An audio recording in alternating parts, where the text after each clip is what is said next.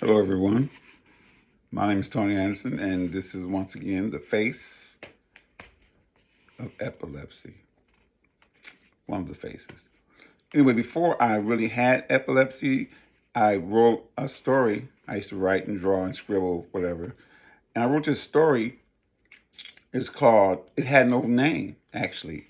But I wrote it and I read it to my parents. And they said to me, even though I was the president of Upper Bound, which was an urban educational program within the colleges, well, back home it was called McAllister College. And anyway, even though I was, I loved education. So I wrote this poem. My parents said, you go to jail for plagiarism. You know that. It's against the law. Plagiarism? Why would I stoop to plagiarism? I loved words. The other one had encyclopedias and dictionaries and stuff, right? So here's the excuse me. Here's the poem. My merch. Oh yeah, look at this piece of art right here. It's called Epileptic. It has broken glass. It portray the concept of having a seizure and shaking and all that. So anyway, here's the poem. It's called.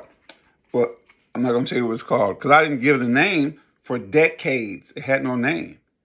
It starts off like this. Seeing is believing. Seeing is knowing.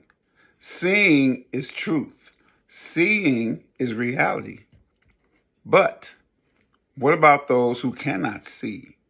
How can they know what truth can be if they cannot see reality?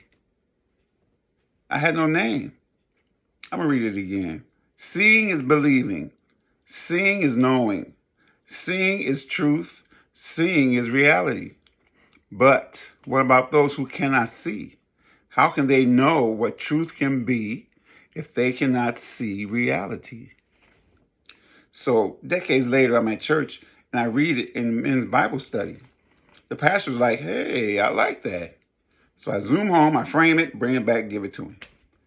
And the reason I finally named it is because I was hearing this word often, and the word is faith.